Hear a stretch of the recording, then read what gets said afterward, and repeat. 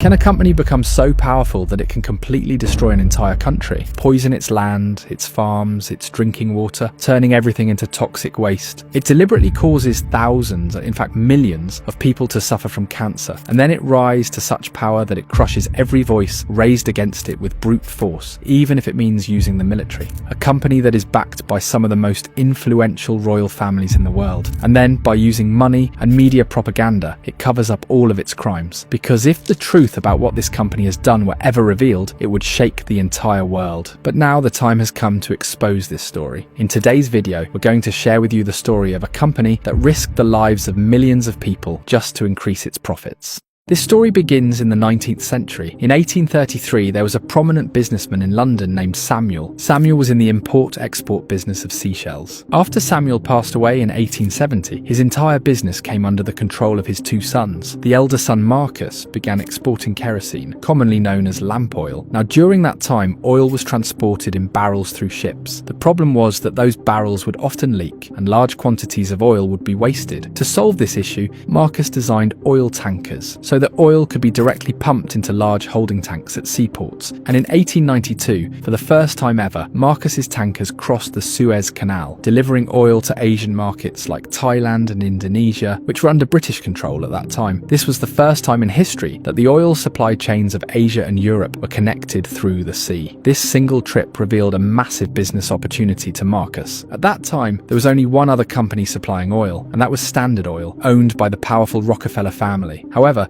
Standard Oil was only supplying to Europe. When they found out Marcus had entered the Asian market, they offered him a deal to carry Standard Oil's shipments to Asia using his tankers and earn a commission in return. But Marcus had something else in mind. He thought that instead of working for another company, why not create his own oil trading empire? It was a bold and risky move, because going up against the Rockefellers and their Standard Oil meant declaring war on the most dominant oil empire of that time. But still, without fearing the consequences, Marcus partnered with Royal Dutch Petroleum in 1907 and founded a new company. He named it Shell. Challenging Standard Oil was no easy task, but due to the skyrocketing demand for oil, Shell quickly rose to become one of the world's top oil suppliers. In fact, during World War I, Shell became the largest supplier of oil to the British Army. Some historical documents even state that without Shell, the Allies might never have defeated the Germans. By the end of World War I, two things had become very obvious. First was that oil had become the most important resource of the 20th century, and whoever controlled the oil supply would control the world. And secondly, Shell had now defeated Standard Oil and become the largest oil company in the world. But there is a major issue with oil, that you cannot increase its supply or production at will, because oil reserves exist only in a limited number of countries, and then extracting and refining oil is an expensive process. And lastly, the countries that do have oil are extremely protective of their natural resources. So Marcus came up with a solution. He had a plan that first, find a country with lots of oil, then make sure it's poor, and if corruption is common there, then it's even better. Only one country fit all these conditions, and it was Nigeria, located in West Africa, the most resource-rich nation on the continent. Nigeria held Africa's largest reserves of oil and natural gas. Sensing this opportunity, Shell set up operations in Nigeria in the 1940s. And that's how a country blessed with natural beauty became a victim of greed and the thirst for power. Shell partnered with the Nigerian government, ensuring nothing stood between them and billions of dollars in profits. Now, whether it was polluting drinking water or poisoning irrigation for farmers' fields, no one could stop them. Farmers were afraid to even carry matches in the fields, worried they might accidentally ignite an oil-covered crop.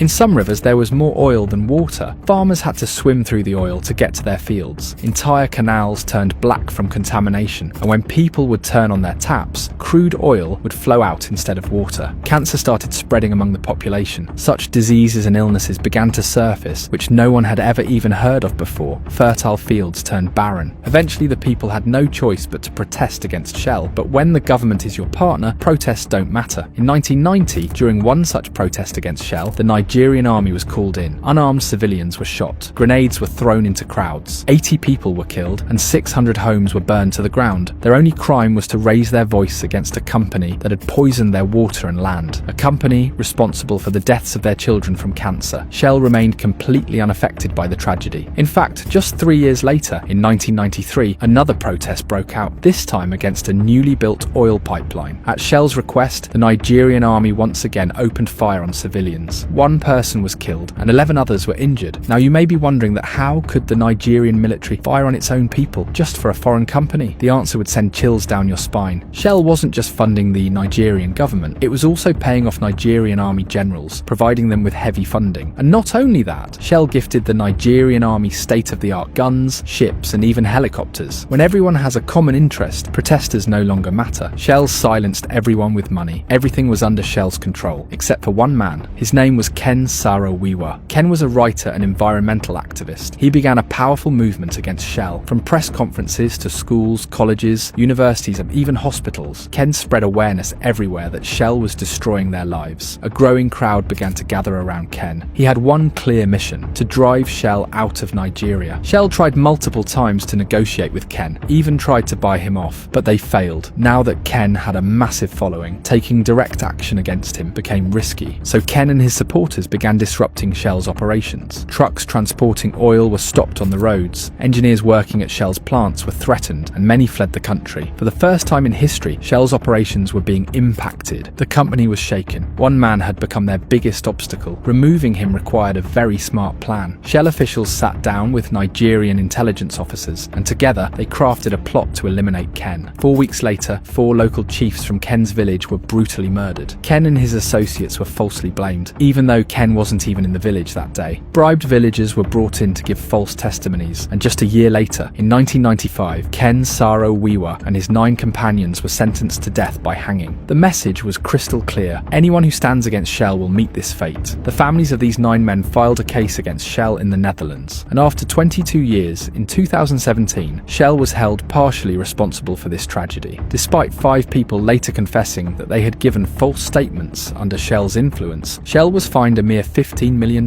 In 2018, a private property data leak in Dubai revealed that Shell had gifted over $1.3 billion worth of properties to Nigeria's petroleum minister and several military generals. And that's not all. Shell ran major media campaigns to present itself as an environment-friendly, green energy company. One such advertisement showed Shell as a champion of clean and sustainable energy. But in December 2011, 40,000 barrels of oil leaked into the Niger River, turning the river pitch black. All the fish died. The surrounding farms were ruined. People no longer had a single drop of clean water to drink. And what was Shell's response? They blamed Nigerian petroleum workers, claiming it was their fault. In 2017, a scientific study revealed something horrifying. For mothers living within 10 kilometers of the Niger River, the chances of their baby dying within the first month were 50%. And even if the child survived, there was a 40% chance of physical or mental disabilities. These horrifying incidents sparked deep anger and resentment among Nigerians. Armed groups began rising up, fighting both Shell and the Nigerian government. Today, Nigeria is on the brink of a civil war. And all of this because of one company